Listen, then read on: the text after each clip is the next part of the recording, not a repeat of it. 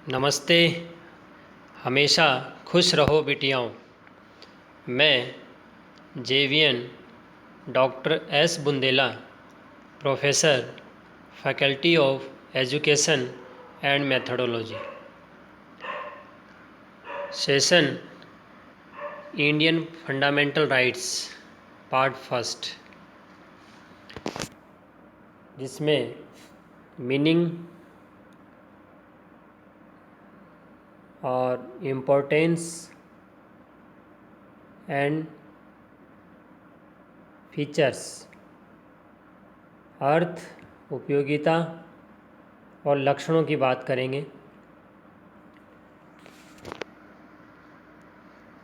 नागरिकों के व्यक्तित्व में विकास के लिए यह जरूरी है कि उसे अपने अधिकारों की जानकारी हो।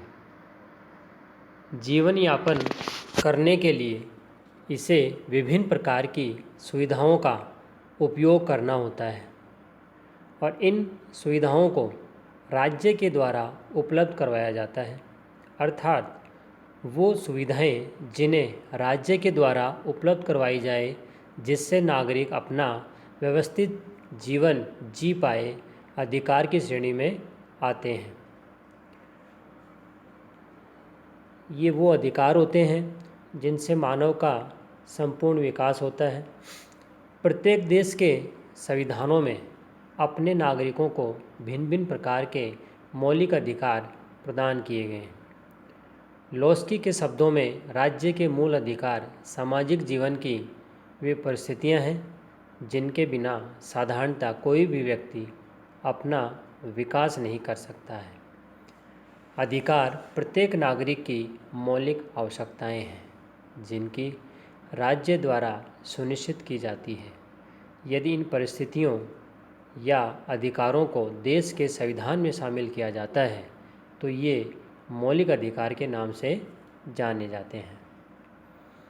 अब बात करते हैं कि मौलिक अधिकार है क्या, उसकी उपयोगिता क्या है। Meaning and importance. मौलिक अधिकारों से तात्पर्य उन अधिकारों से है जिन्हें देश के संविधान द्वारा प्रदान किया गया है, जो नागरिकों के अधिकारों से संबंधित है। भारत में नागरिकों को मिलने वाले अधिकारों को संविधान के भाग 3 में स्थान दिया गया है। इन अधिकारों के अभाव में नागरिक अपना संपूर्ण विकास कर ही नहीं पाता है। ये अधिकार राज्य द्वारा नागरिकों को प्रदान किए जाते हैं और राज्य इनके क्रियान्वयन का वचन देता है। लोकतांत्रिक व्यवस्था में मौलिक अधिकारों का होना बहुत जरूरी है। इन अधिकारों के माध्यम से नागरिक स्वयं को स्वतंत्र मानकर चलता है। यही वो माध्यम है जिसके द्वारा सामाजिक समानता और न्याय संबंधी विचारधारा को आसानी से प्राप्त किया जा सकता है। भारतीय संविधान में भाग 3 के अनुच्छेद 14 से लेकर अनुच्छेद 32 तक इन मौलिक अधिकारों का प्रावधान किया गया है। राजनीतिक तथा सामाजिक संतुलन हेतु इन अधिकारों का होना बहुत जरूरी है। इन मौलिक अधिकारों को सरकार चाहकर भी कम नहीं कर सकती है। इन मौलिक अधिकारों पर अतिक्रमण किए जाने की स्थिति में प्रत्येक नागरिक न्यायालय में जाकर इनकी सुनिश्चिति करवा सकता है, अर्थात अपने अधिकारों के लिए वो लड़ सकता है। न्यायपालिका को यह अधिकार प्राप्त है कि वो इन मौलिक अधिकारों पर अतिक्रमण होने से रोक लगाए। अब बात करते हैं मौलिक अधिकारों के लक्षणों की। भारतीय संविधान में नागरिकों को मौलिक अधिकार प्रदान किए गए हैं जिन्हें निम्न बिंदुओं के माध्यम से समझा जा सकता है।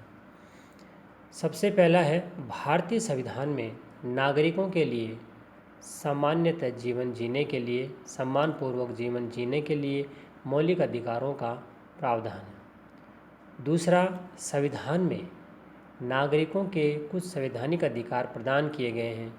इसकी पालना न्यायालय के द्वारा नागरिक करवा सकता है। तीसरा, मूल अधिकारों का हनन करने वाले सभी कानूनों को अवैध माना गया है।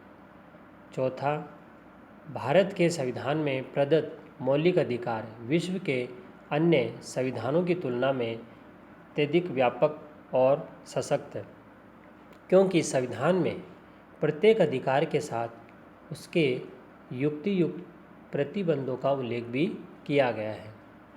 पांचवा, संविधान में वर्णित अधिकारों को ही मूल अधिकारों के रूप में स्वीकार किया गया है। छठा, मूल अधिकार पूर्ण निरपेक्ष नहीं है, उन पर सामाजिक और राष्ट्रीय हित में प्रतिबंध लगाए जा सकते हैं। और इसके अलावा अगला है, पिछड़े वर्गों के कल्याण के लिए ये अधिकार अपनी सशक्त और सकारात्मक भूमिका अदा करते हैं। यह सेशन डिजिटल वर्जन 2.0 ज्योति विद्यापीठ महिला विश्वविद्यालय जयपुर द्वारा तैयार किया गया है। मैं ये आशा करता हूँ कि आप मेरे डिजिटल सेशन से खुश हुए होंगे। अगर आपकी कोई क्वेरी है तो कमेंट बॉक्स में लिखें, मैं इसे हल करने की कोशिश करूँगा। धन्यवाद।